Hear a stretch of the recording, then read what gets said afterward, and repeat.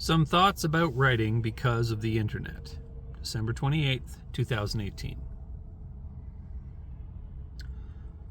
I don't know when I noticed, but it was finally clear enough of a thought in my mind that I thought and figured I'd put it down. If not in a permanent book, then in the ink of our modern times, the internet. Men and women seem to be pursuing writing differently online. I've been writing both fiction and nonfiction, and I try to get 1 to 3 novella-length works down on paper in the span of a year. That's 100,000 words, and I enjoy every part of it. But I also keep track of my nonfiction ideas that enter my head and write nonfiction books. They're easier to clarify and clean up as a result, and I have 5 nonfiction books published with one fiction book published. All the while, I have 4 fiction books in draft and 1 nonfiction work in draft. As I try to get to all these works published, I spend a lot of time looking at other writers' careers, reading a lot, and listening to the endless slew of writing-based podcasts and YouTube channels online. And this is where the difference showed up.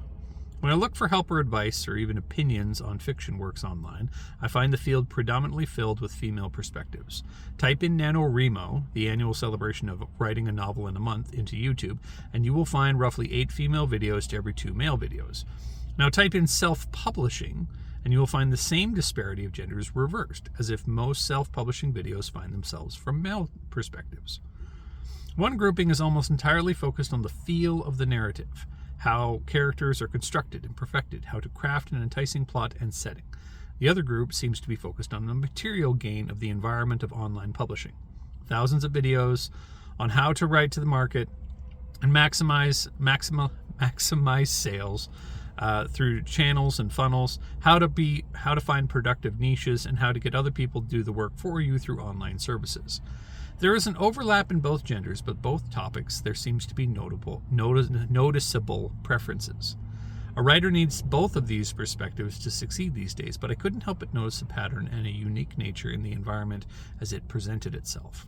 All my favorite authors are men: Tolkien, Lewis, R.A. Salvatore, Chris Paolini, John Green, Brent Weeks, Ryan Holiday, and Malcolm Gladwell.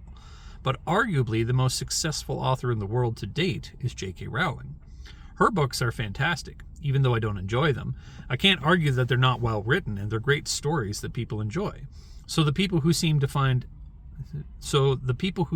findable online as looking for success are predominantly men, but as of right now, they're being surpassed by a woman. Yet the people who are findable online as looking for richness of narrative or story are predominantly women, yet some of the greatest works of narrative instruction are authored by men. Stephen King's On Writing and the Elements of Style by Strunk and White, to name a few.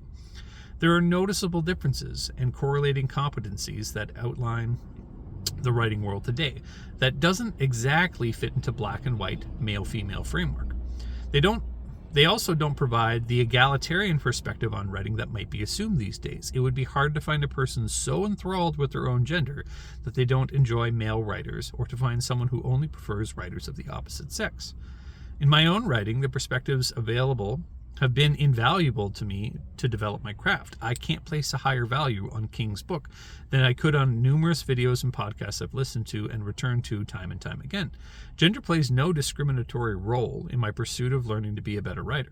My reading is similarly as agnostically diverse as possible. I cannot put down a John Green book, but I Heard the Owl Call My Name by Margaret Craven remains the only book today that has ever made me cry. Writing is something any conscious person can do, but to do it well, you need to learn the craft itself.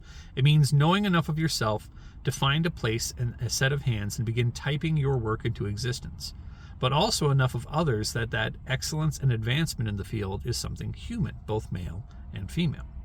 This still leaves us in a world where there are noticeable differences in writers because of, if not related to, one's gender, but not so solid a set of boundaries that those differences as to imprison the male and female author to their genders' stereotypes. The genders can stroll across the lines of distinction like our eyes meander across the page, looking for meaning in one thing that we all hold dear, the written word. Or rather, dance on a floor made of mosaic glass tiles, each tile fearfully and wonderfully made, fragile in isolation but strong enough for the most boisterous and rowdy crowd of the dance. Each one doing exactly the same thing, being a foundation being the foundation thought of which we all need, writing.